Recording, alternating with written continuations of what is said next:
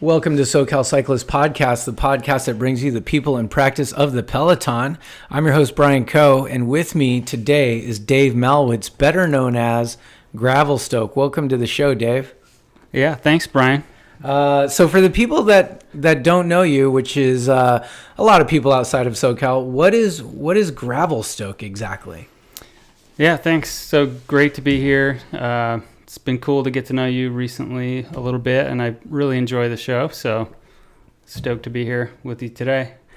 So yeah, thanks. So Gravelstoke, just something I created really earlier this year, and kind of my one-line take on it is that we're creating inspiration, events, and goods for those who choose dirt.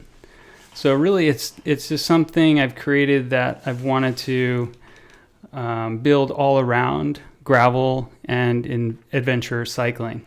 So for inspiration, I'm trying to capture really the culture and lifestyle around gravel and adventure riding on the blog and social platform, Instagram and Facebook. We do weekly gravel rides right here in North County, San Diego. And I'm also trying to do some special events. So, like we did a Great Western Gravelstoke ride in March. It was kind of to do a special ride around my birthday. So we went out to East County and did this. Happy belated birthday. Thanks, man. So awesome birthday present. This guy Roman put together just an insane route on just epic gravel roads. And then recently did an event with Rodeo Adventure Lab. So some guys came out for the BWR from Rodeo, and you were there. So thanks for coming. It was a fun event. Yeah. Well, I think it's awesome, by the way. I think the timing is perfect. Gravel is blowing up faster than just about any other part of cycling.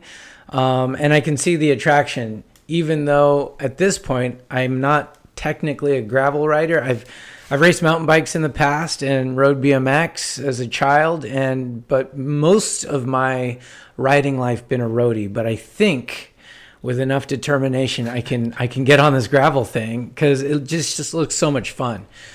So will you take me out on some rides? Dude, you're welcome to join anytime. Awesome. Everybody's welcome. Awesome. Sounds great. Well, before we get into some of the next portions of our episode today, which is a gravel focus, let's first go ahead and check with listener mail. This one comes up to us from Pierce. Pierce wrote in response to the last podcast that we had about crit racing and specifically the CBR. Cool thing about Pierce is he's actually not from SoCal, but from Austin, Texas, a very cool and hip city that one day I will ride my bike in. Dave, what does the email say?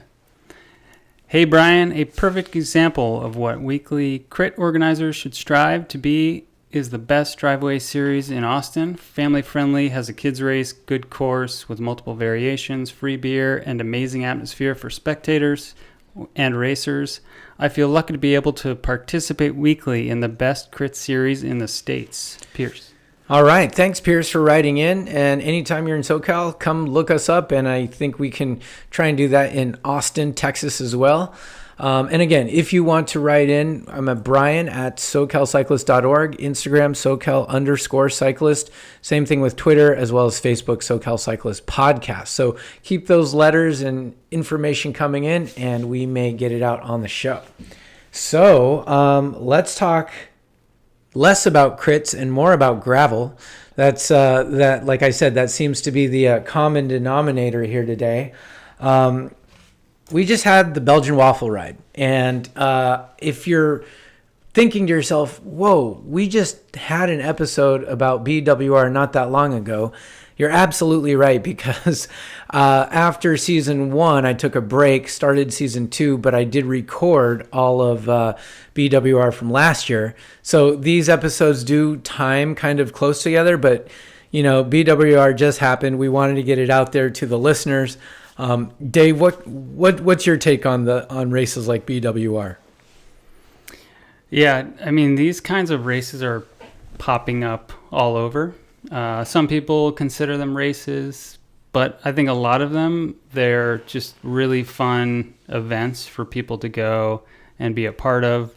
And, it's like a different one I hear about every week, it seems like, from Grinduro to Rebecca's Private Idaho to BWR. And they're all kind of marketed a bit differently. I think Michael Marks doesn't really call it a gravel ride for some reasons we can talk about later, maybe. But. I mean, it's mostly road. Yeah. 100 plus miles of road with 30, 40 miles of dirt. So it's still predominantly a road event, and a roadie won it, which we're going to get. He won it on a road bike. He had 28 tires, I think, and that was the only modification. Although there were so many different setups at this year's event. I mean, cross bikes, gravel bikes. Some guy did it on an elliptigo, which is pretty amazing. Just because how do you get it through the stream and carry it over? I mean, an elliptigo, for crying out loud. So you did the event this year. What was your setup? So, this year was kind of unique. So I've done the Wafer Ride three or four times already. The first year I had just kind of an older Trek road bike, 28 tires. Mm-hmm. And then after that I used my Diverge, which has 32 tires. This year I had the Canyon Grail, so I was fortunate to be able to demo Canyon's new gravel bike for the event.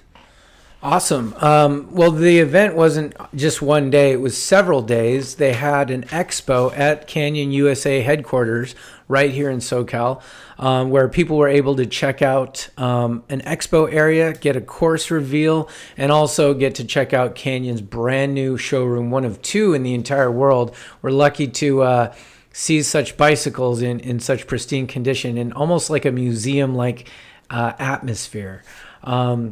You checked out the museum. Should we call it that? Should we call it the museum?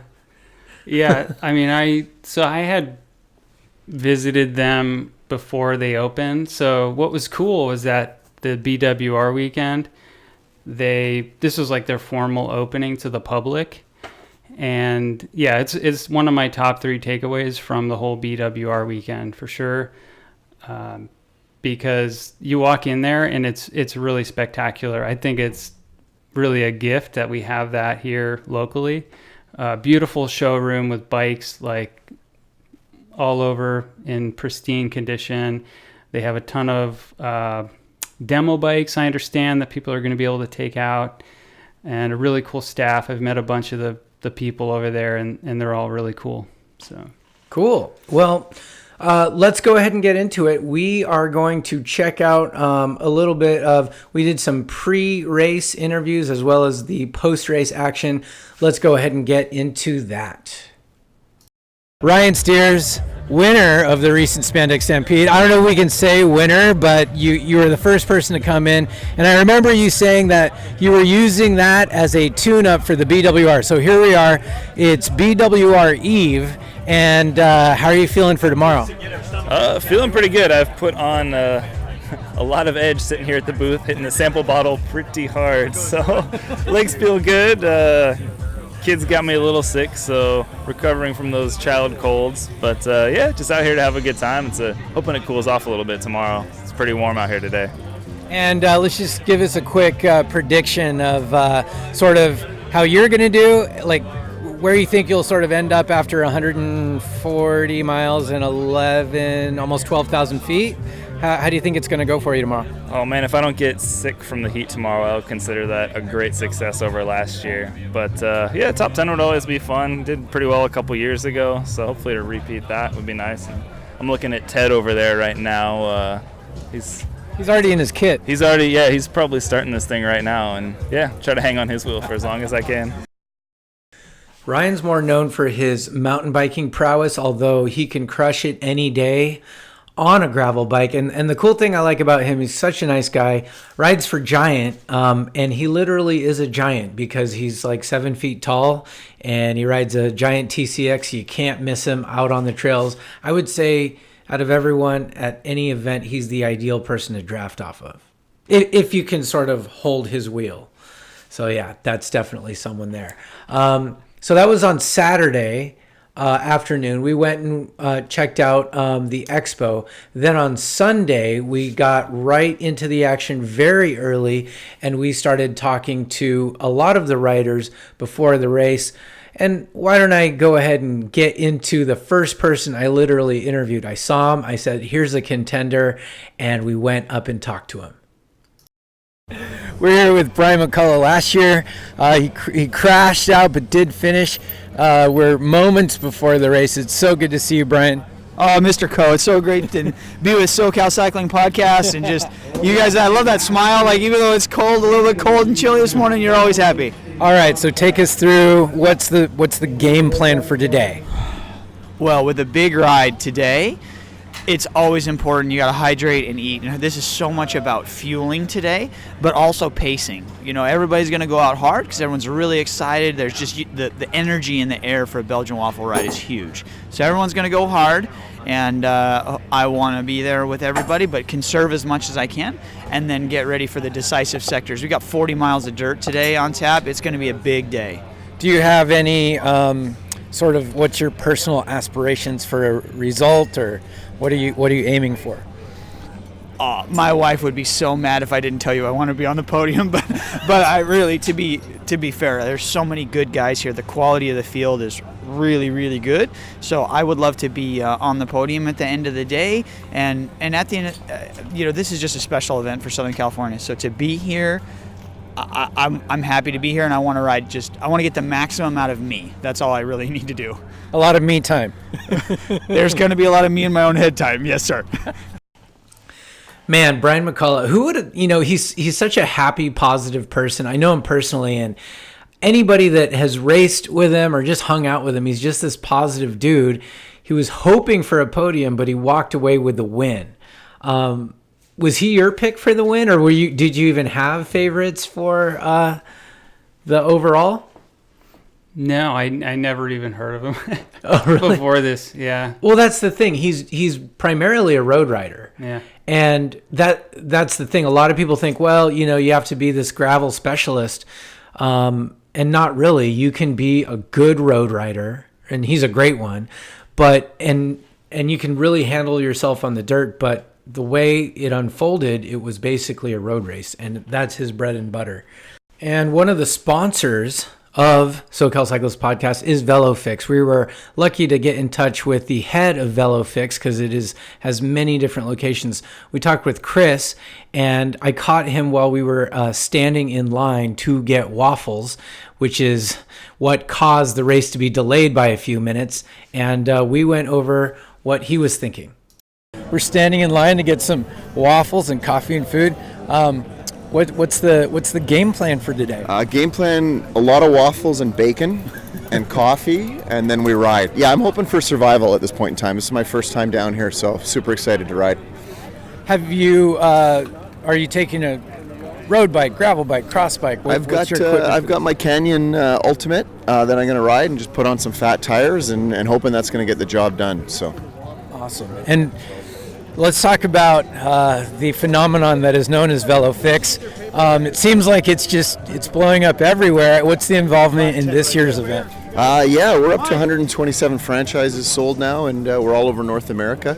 We obviously have a relationship with Canyon, so when they came on board as a main sponsor, we got more involved. Our local franchise partner here has been supporting this event since he started, but I think we got 5 or 6 trucks out this morning, and proud to work with it. Incredible event. Chris is a great guy, and he represents the majority of people at these events. Even though there's over 1,000 people that does like gravel rides and BWRs, maybe 20 are in it to win the entire thing, but most other people just want to finish. And they're still laying down, a good, decent sized chunk of money to do it, knowing that they have no chance of winning it. Why do you think people do that? Yeah, I mean, for me and my friends, like, it's all just about the experience, getting out there. I mean, this event has always been just really a marquee event, in Southern California. It's just so well put on, everything.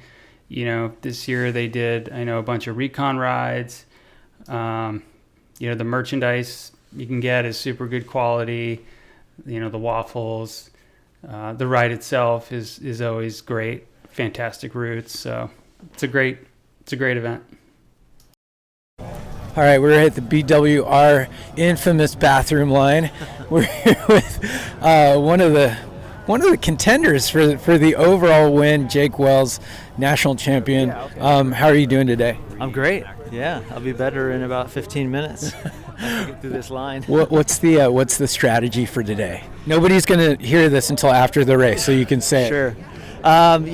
This is my first time to do this event, so my goal for the day is just a big long day of training and hopefully be toward the front and then see how things go as we get it seems like the race really starts at the 91 mile mark when we get onto Sandy Bandy, so I'm hoping to be with the group at that point with no mechanicals up to then and being able to put in a hard effort.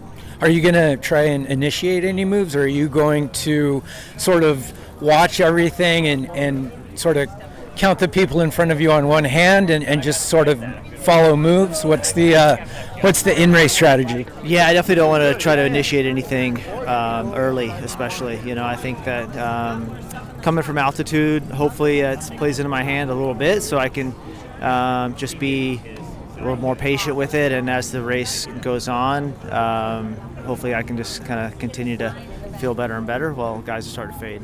All right, it's going to be a long day in the saddle.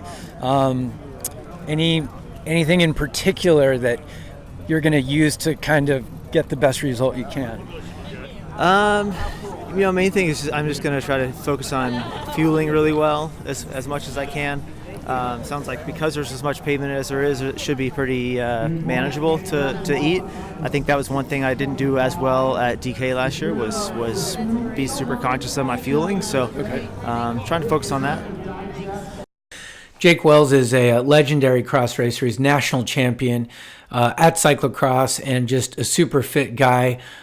First time doing the event, and he's one of those people that, he can handle himself in just about any situation. Next up, we chat with Larissa Connors, who's always a clear favorite, and we caught up with her before the race. Larissa, what's the game plan and strategy for today? Go out really, really hard, hopefully get a lead, and then panic for the rest of the day, because that's how I race every race. Anyone in particular you're sort of marking, and are you going to initiate or follow moves, or just ride your own race today? Dude, Tetrick is on fire. I've been following her. She's been training like a banshee. I don't think I'm going to be able to keep up, but if I can, follow Tetrick. Gotcha. That's the plan. She's also smart as a whip, so I gotta learn from her. She is. She's smart, right? Yeah. She's like the Pro roadie out there. smartest racer out there. Yep. Anybody other than her? Is it just her all day? I don't know. I heard there's some really fast girls from Utah here, so I'm scared of them too. I'm pretty sure they kicked my ass at Crusher in the Toucher last year, so yeah, we'll see. So Larissa, another one of the pre-race favorites we talked to, she just has energy forever. And she comes from a mountain biking background. What do you think led to her success at these kinds of rides? Is it just her personality or her endurance? Or I think it's because she just is smiling the whole time. I mean, she's having a better time than anybody. She does. Maybe that makes the pain lessen. I mean, I know she does these in-race selfies, which you don't really see in the pro ranks. You see in like the beginner ranks. But when you have time to do a in-race selfie, you are definitely on another level. Here with Diego from Base Cartel. How are you doing today? And welcome to BWR. Hey, thank you. I'm feeling really excited for the event. It's my first time doing it. I've heard all the hype from the previous years, and it's the place to be. What's your strategy for today? Well, I race for LABC, and we showed up today as a team. We have a few strong riders, so we want to ride together as a unit, remain towards the front of the race, and feel it out as we approach the finish. So you're treating this like a road race? Yeah, I mean, we have numbers on. Like Michael Marks set this up as a great event, and yeah, we're here to race for sure. One of the few people who can actually say they've raced in Belgium professionally is former World Tour rider Tom Danielson, who's now a coach. We caught up with Tom at the start line.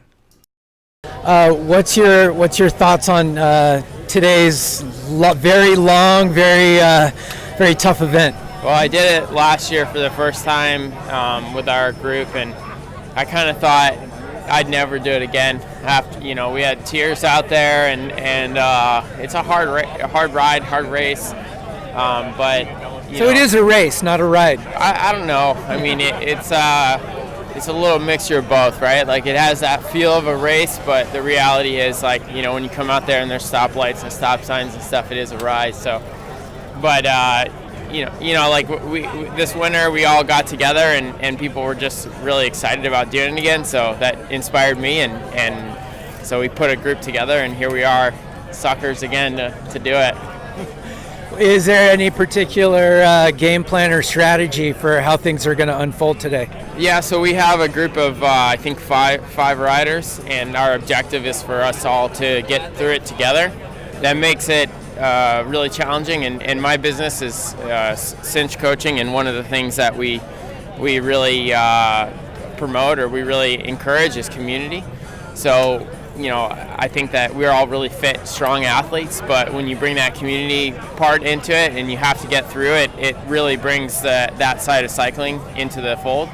And the version of cycling I experienced, like in the Tour de France, was one of a team, right? So we had team objectives and team plans, and I think that a lot of people don't experience that in cycling. So we're here in a difficult race, a difficult ride with difficult terrain, and we're going to stay together as a team, ride as a team, and support our weakest link and try to get that person to the finish line. And you've obviously done a number of different races in the past.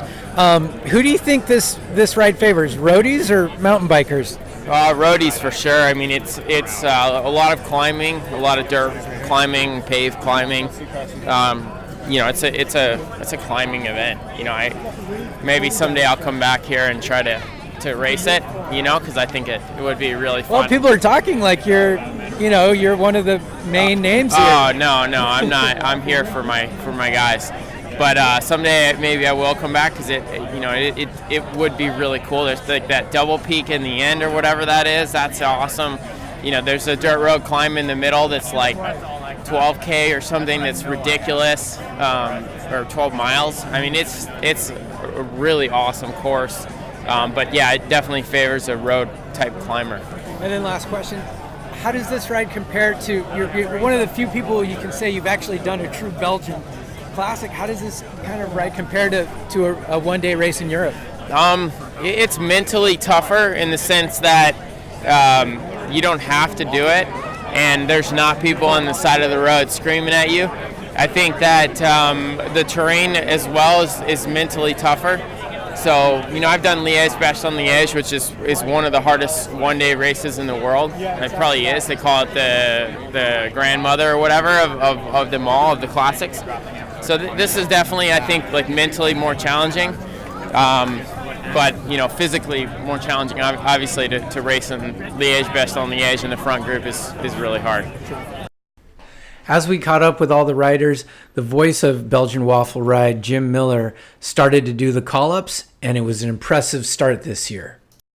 Will Tour de France engagement to the credit of four-time winner Milan San Remo, Mr. Eric Zabel.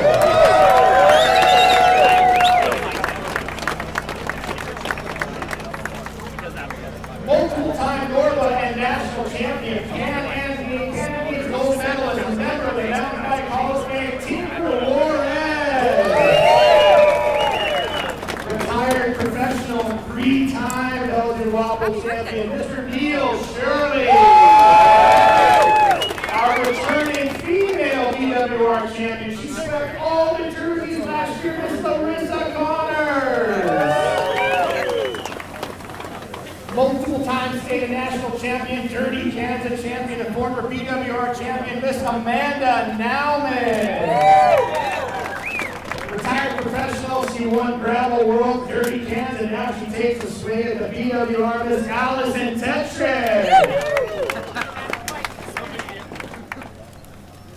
Retired professional multi-time Grand Tour racer, Mr. Ted King.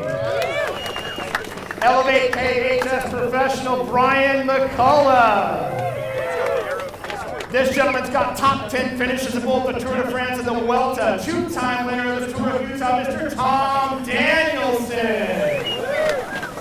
Retired professional turned cycle race promoter and the editor for Road Bike Action magazine, John Hornbeck. Multiple-time state national champion, including 2 wins at the recent cyclocross national championship, Jake Wells. Woo! That's a pretty impressive list, I think. That's a rock star lineup for sure. And as Jim Miller said, that is quite the impressive call-up list. People from every discipline coming down to one singular event. Dave, you were at the start line. What do you think was going through people's minds in the moments right before the start? What do you think people were thinking about? What was the overall mood? Yeah, I was trying to find sunscreen, honestly. Like, I forgot to put sunscreen on, so I finally found some at the Canyon truck, so that was great. But seriously, a lot of people I talked to were like talking about how they wanted to be careful, like when they started, not to go too hard because it is a very long day. So just making sure you're kind of doing your own ride and not getting caught up in what the peloton is doing. And it was a neutral start for the first few miles, so you couldn't really go hard, but it's just like kind of deep breath. Okay, today's going to be a long day. Let's just sort of get mentally prepared. It is different, I would say, than the start of a criterium bike race where on the line you're just pinning it, or a cyclocross race where it's a 50-minute race and then it's just, if you ever seen the start of a cyclocross race, it's one of the most exciting parts. This seemed to be a little bit more relaxed, but definitely attentive. Cool. So what we did was, that was pretty much sort of the action at the start.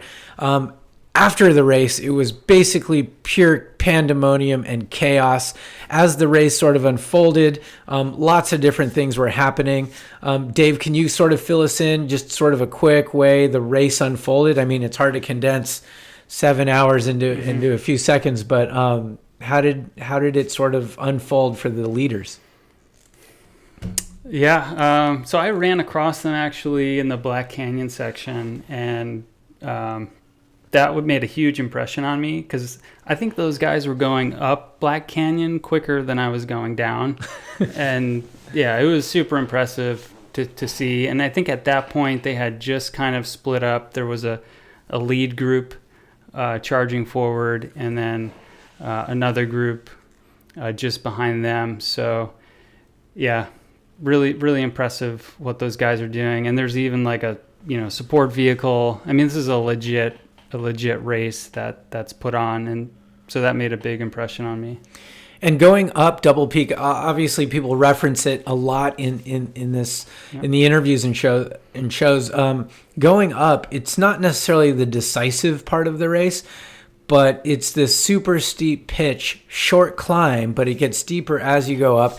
At the top, they had chalk on the roads. They had an inflatable barrier, people yelling up there. At that point in the race, were the legs just cramping, or were people still pretty motivated? Yeah, I think people are just like, that's, if you're in the Waffle, that's at 130 miles or something, and then Wafer, I believe, around 60. So people are just, pretty burnt out by that point, and they can't wait to get to the top and take a breather, and then it's mostly downhill from there. Yeah, and so for the men's, it was very close. Women's, obviously, Larissa Connors won by a wide margin, and congrats to her. But for the men's, Brian, from my understanding, took off and had a gap, but he didn't know he was in the lead. He thought there were people in front of him. And the people behind, chasing Ted's group with Ted and Colin Strickland and Brian Lewis and a few others, they were chasing Brian, and the gap went down from a minute to 30 seconds to 10 seconds to the point where it was just Ted catching Brian. And then there's a point in the race where we stopped getting updates because they were getting so close to the finish. And as they got to the finish, it was just Ted and Brian. And then they rounded the corner. Brian was in the lead, and rounding that sharp right-hander, Ted could not come around him, and it was pure, absolute chaos at the finish. Brian had kind of subconsciously thrown his bike over the line to be first, could not even muster the energy to post up and put his hands up, and basically collapsed at the finish, and needed help to get up, to walk, to sit down and get some fluids in him. And that's where we caught up with all the post-race action. I just said we had a there was an issue in one of the sections with Colin Strickland crashed right in front of me, and we went down, and then he and I were just drilling it as hard as we could, and then he started cramping, and then I was just gotta do it for baby Brian. I gotta make baby Brian proud. I gotta make my wife proud. Go as hard as I can. And then Sheldon was like, dude. Oh, Amesy! Dude, did this seriously just happen? Oh God, I love you, baby. Oh, are you serious? You back? No, come on. So proud of you. Thank you, Amesy. Thanks for everything. Baker, are you okay? What happened, brother? I went down hard, thank you. Are you okay? Is your hand okay? No, are you okay? Pretty bad, but. Are you okay? Nothing's broken? Yeah, no, everything's good. Good job, dude. Oh my God, I hope you're okay. We're good. Are you okay? Congratulations, man. Thank you. How's it feel right now, Brian? No. Brian, I got to get a quick word with you as you sit here and recover and break it down with everybody. We were getting updates from the field. It was an unbelievable finish across the line here. Tell us just a quick snapshot of what went out there on the road. What an amazing event. I can't, there's so much that happened today that I don't know if I can, it's going to take days to decompress for this, but what an amazing event. Everybody's so positive, and we were out there, everybody was going so deep.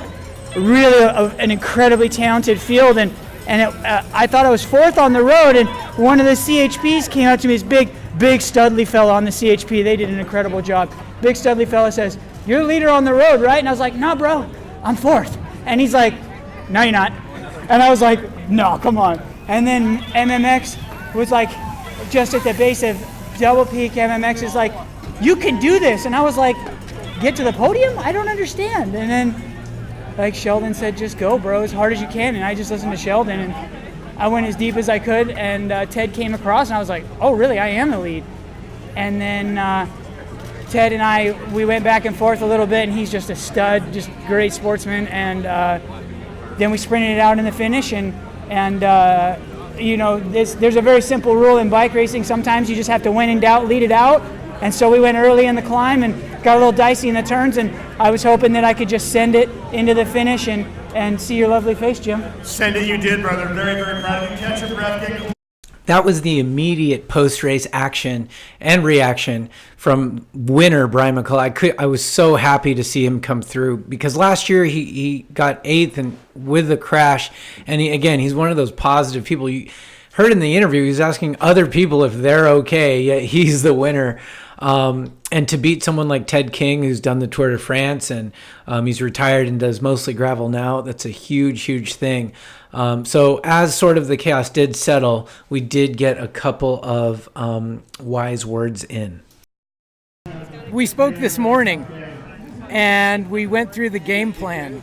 And you were like, yeah, but dude, I was getting updates on the course. It was a minute, then 30 seconds, then 10 seconds. What's going through your mind right now? Well, at that time, B, I didn't know that I was the leader. So one of the CHP guys came up to me and said, "You were the leader on the road," because we had some mix-up when we were going through Hodges. Colin Strickland, he sent it hard into a corner, and long and short of it is we got mixed up, and we thought the 3 guys were up the road, and apparently they took a wrong turn, and so the guys are telling me that I was a minute and a half. And I thought, that means a minute and a half in front of me. I was like, gosh, they got a minute and a half in 5K. I was like, gosh, I must be blown up, right? And then I was just going as hard as I could, because Sheldon came up to Victor Sheldon on the moto. He came up to me and was like, "B, you have to go as bloody hard as you can." And I'm serious, Co. I thought I was all in. And then when Sheldon tells you to find more, like I found more. And so I went just like as deep as I could. And then Ted caught me on the downhill. Ted's riding incredible on the downhill. Like super, just very confident. And then he and I were together, and they say in bike racing, like when in doubt, lead it out. So like just in a little kicker in the bottom, like 300 meters to go, I just went as hard as I could and didn't look back. I went as hard as I could to finish. Brian, this is not a USAC race. It's just its own event. But how does this win stack up to your career? I mean, does this go down as one of the biggest? Oh, hands down, this is the biggest. The biggest. Hands down, dude. I mean, obviously the experience of being at Tour of Utah and being at Tour of Taiwan, those are incredible experiences that I'm so thankful to have with Elevate KHS Pro Cycling. But I have to tell you that having this moment right now to be able to be amongst so many wonderful people that are love bikes, because cycling, it's all about the people, right? That's what makes cycling special. So here we have all walks, not just big pro cyclists and big pro teams, big budget teams and this, that. You have guys out here that's just an accomplishment to finish. I passed 3 people on an elliptico and I gave them a thumbs up. I'm telling you, Brian, these people, I give them a thumbs up and they're cheering for me. And I'm like, you guys are inspiring me. I hope that everyone can take something from this event, that this sport is special, and it's the people in it that make it special, and I'm so thankful to be able to share that message, and I hope that events like BWR just keep getting bigger and bigger. We're 365 days away until next year. Are you going to defend it? That's what people want to know. Oh, well, if people want to know that, I can tell you I want to be here. I want to be here. Time will tell if I can be here.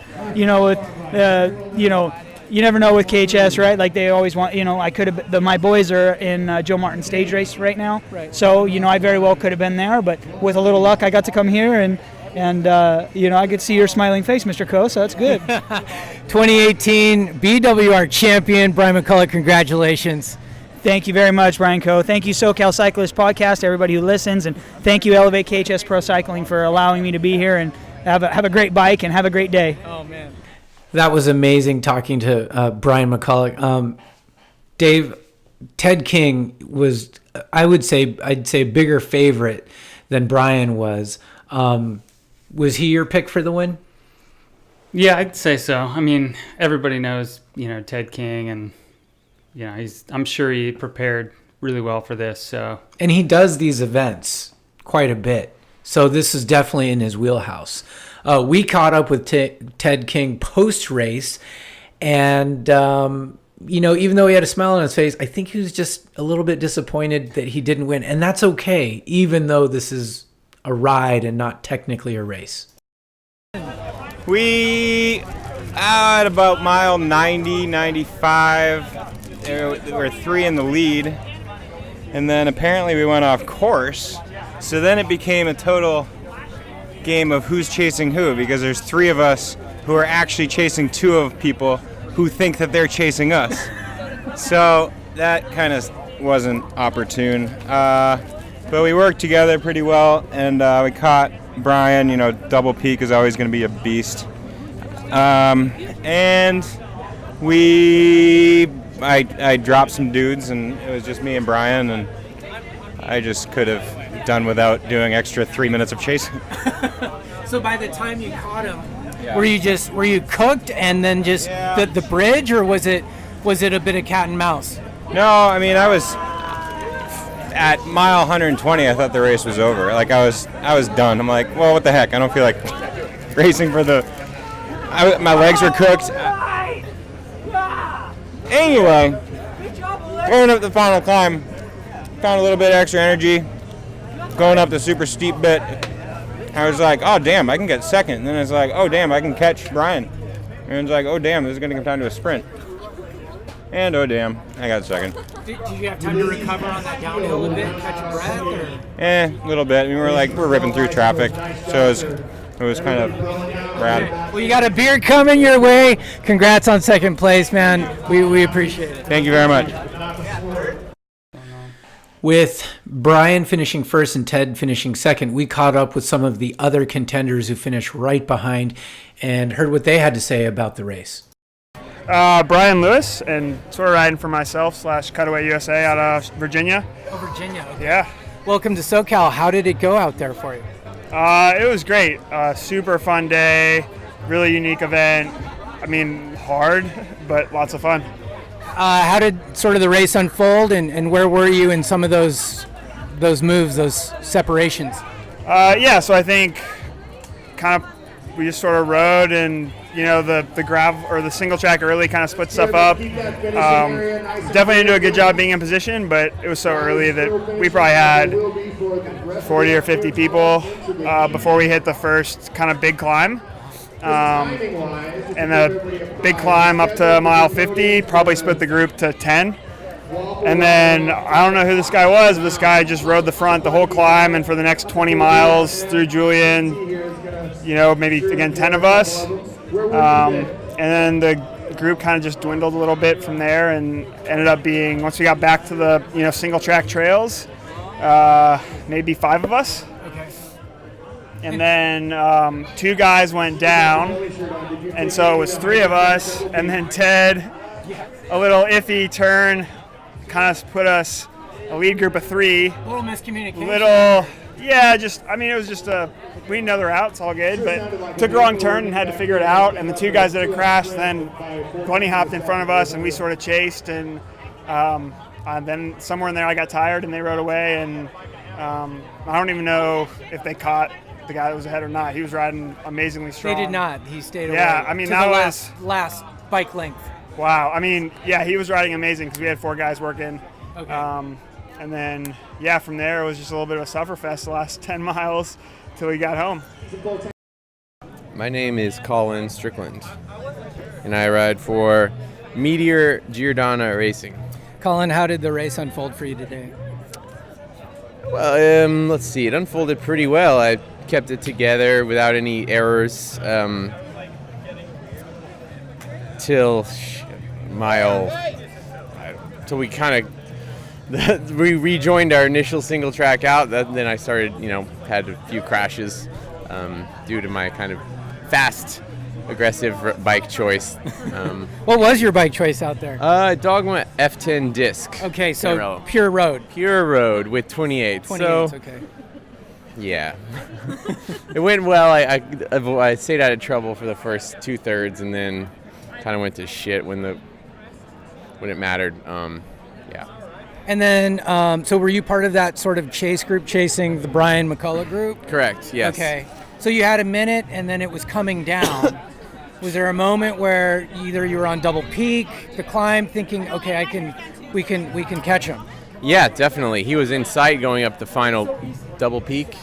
Yeah, then Ted got a gap over the top, and then I was third wheel with a pretty good gap, and then I missed a turn onto the final single track, and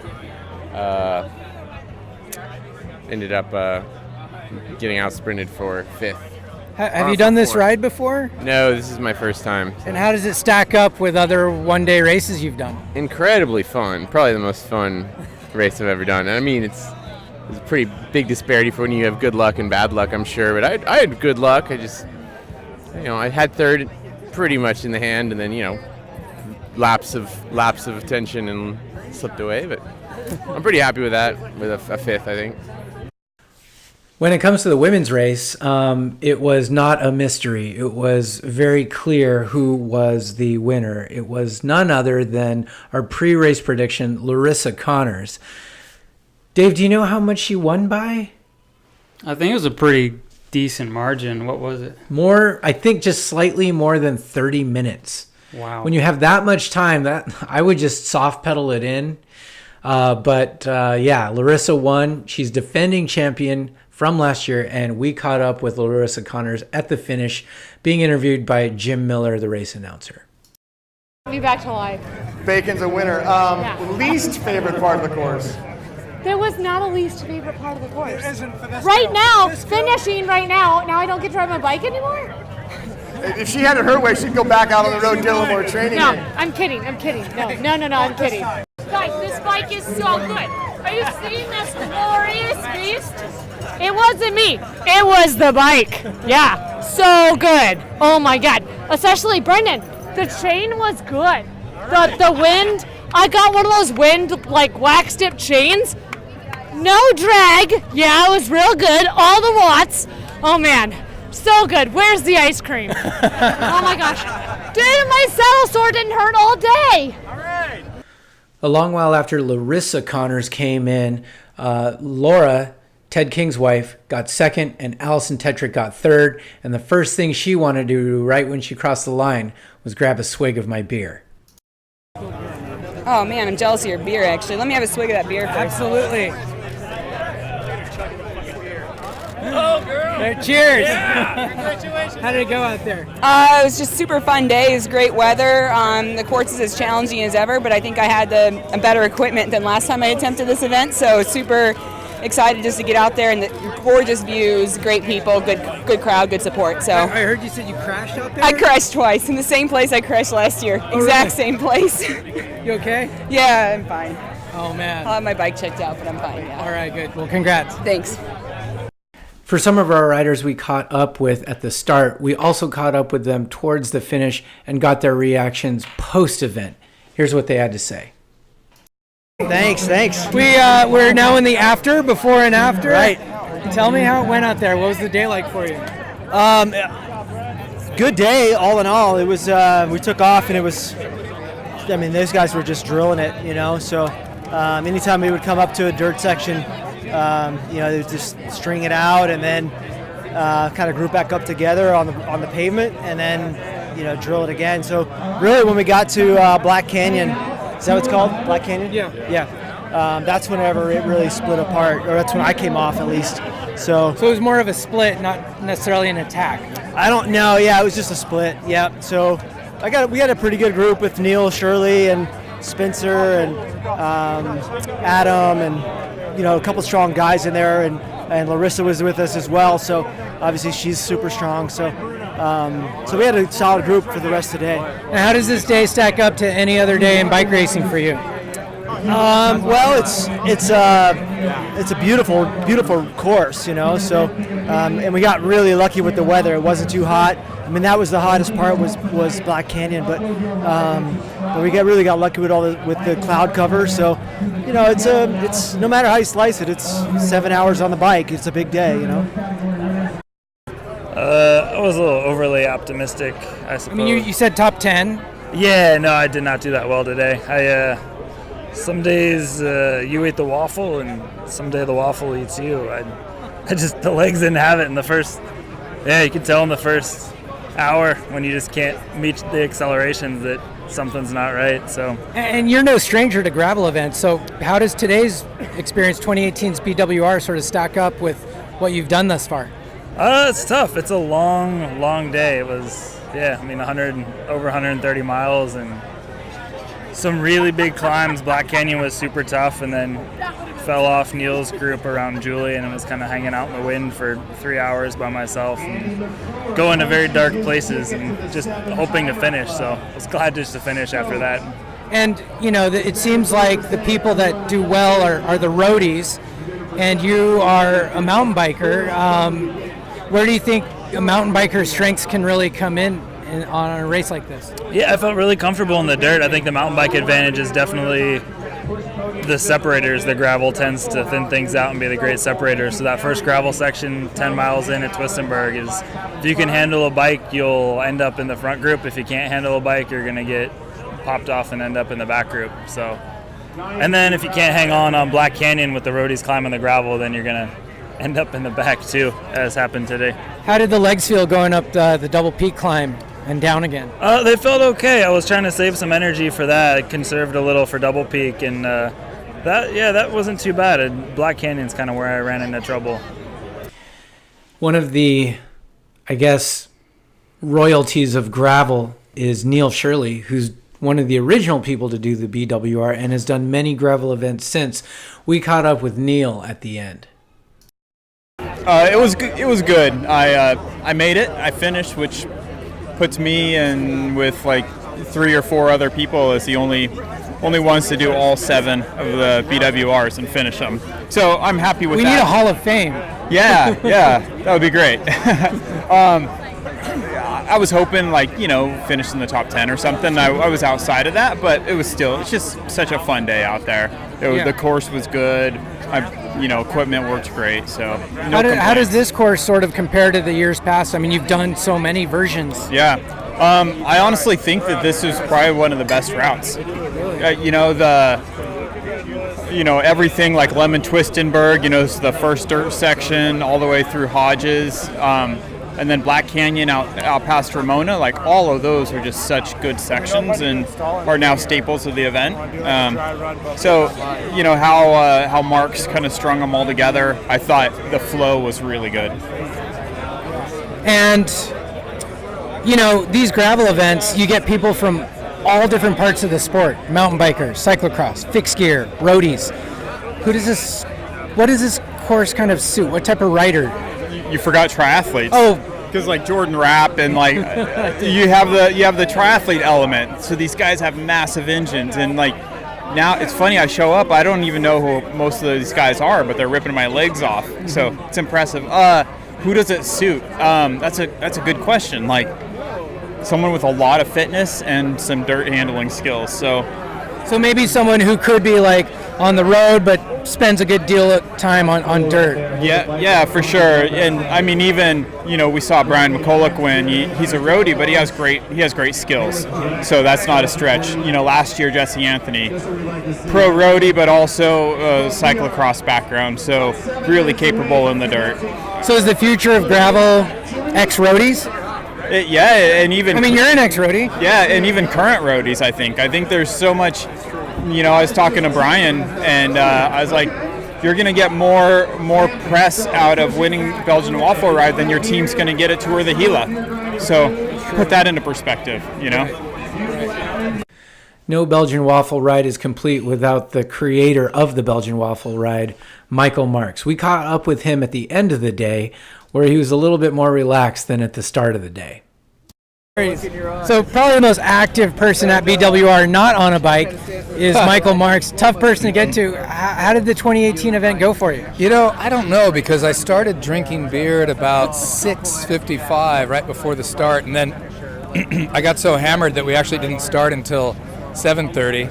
And I've been pretty much either just drinking beer or peeing the whole day, which is why I've been so active. You've seen me running back and forth. I've really just been running to the bathroom. Absolutely. But in all honesty, I spent the whole day out on the course with the leaders, just leapfrogging, going from aid station to aid station, from turn to turn, to make sure that the markings were still there, that there was still water, and there weren't any down power lines or anything to get in the way. So the whole day, all the way until the last minute when Ted and Brian came into the finish together, which was like obviously the most exciting BWR finish, like two guys sprinting after all of that. And I watched them race the entire day, the ups and the downs and the wrong turns and the attacks, which many came from Ted, and then finally one came from Brian. It was the most exciting race. And I hope that all the film that we captured turns into a really good TV show, because that's the intent. But tomorrow, GCN is doing a feature on the Belgian Waffle Ride, so we've compiled about a minute worth of highlights to share with them tonight, and that'll be on GCN tomorrow. Next year, are we going to have like a longer finish with a line and a camera? Yeah, for sure. We got to sort out this finish line. If there's going to be a sprint, we need to make it a proper one, right? Michael, always a pleasure. Thanks again. Thanks for being here, Brian. And of course, Canyon Bicycles is the title sponsor for the 2018 event, and they've actually signed on for multiple years in the future. It's definitely a long-term thing that Canyon has put a lot of investment in. We caught up with Canyon Bikes to get their perspective on the Belgian Waffle Ride. Devin, first of all, Canyon is a title sponsor for the Belgian Waffle Ride. Thank you for putting together a fantastic 2018 edition. How did it go for you this year? It was challenging. It's I did the wafer. I have to admit, but even that, Michael does a fantastic job of making sure that people who try and take shortcuts are punished, even though we don't do the long one. So there were a lot of canyons on course, as we saw. Was the Grail the sort of bike of choice for people to use, or did you see some of the other models? Yeah, we had bikes represented, everything from the Grail on one end of the spectrum. I think I saw everything all the way to an Air Road, our Aero Road bike. It's really an event that has a very wide span, but the launch of the Grail really kind of nailed down the specific bike that we think was appropriate for the event. And then next year, it looks like Canyon is still going to be the title sponsor of BWR. And then also the other thing is we had the expo area at Canyon USA headquarters located in Carlsbad, California, and then the unveiling of the showroom. Let's talk us about that experience. It was like a museum in there. Yeah, it kind of everything came together perfectly. And with the BWR being exactly in our backyard and on our local trails, it really only makes sense that we carry on as the sponsor and the host for the event. The showroom opening couldn't have gone better for us. It was really several months in the making, and the venue that was provided around the expo really brought the right people and the right environment and created the right atmosphere around the showroom. It was perfect. All right. Anything you want to add in terms of Canyon's level of involvement and sponsorship in the event? Yeah, one thing that we did with the BWR this year is we donated 4 bikes that are being raffled off. Proceeds are going to CAF, which is absolutely fantastic. And you guys should be able to find that off of the BWR Facebook page or the Canyon Facebook page. There should be links to the auction there. And for the people that don't know, what type of canyons are, is it the Grail? We have both. We have 2 Grails and 2 endurance road bikes. Okay. And I believe, doesn't it have like a special logo or paint job on it?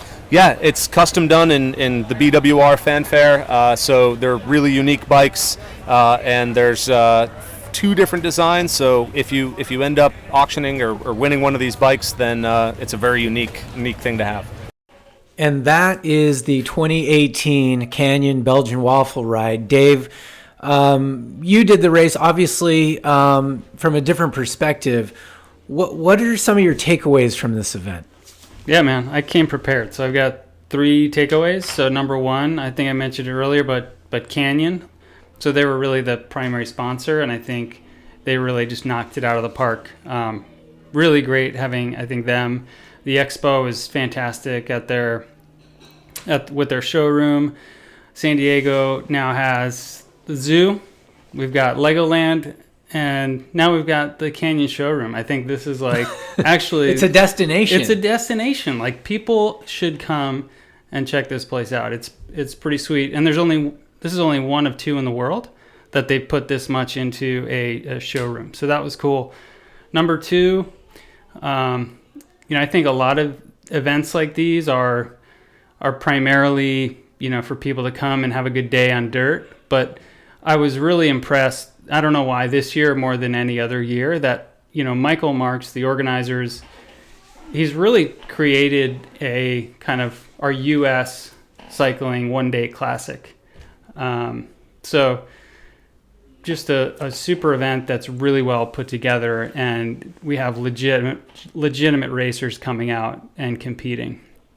And then number 3, Larissa Connors has to be in there. She's just so much fun to watch and listen to, and yeah, I just love her whole attitude, because I think that's really what people enjoy about gravel, is just having a good time. And she not only wins, but she's having like probably the best time of anybody out there. All right, more people need to be like that, or at least emulate that. That is a fantastic thing. Dave, thanks so much for being on the show. How can people who are interested to find out or get into gravel riding get a hold of you and find out more about Gravelstoke? Yeah, so we have our website is gravelstoke.com, and then it's at Gravelstoke on Instagram and Facebook. Dave, thanks so much for joining us. It's been an absolute pleasure. We look forward to the next year's 2018 Canyon Belgian Waffle Ride. I don't know if I'm going to do a story because I might just compete in it this time. It's been too long, and I have just under 365 days to prepare. So for Dave Malwitz, all the competitors at the BWR, as well as Canyon Bicycles, this is Brian Coe saying, respect the wave.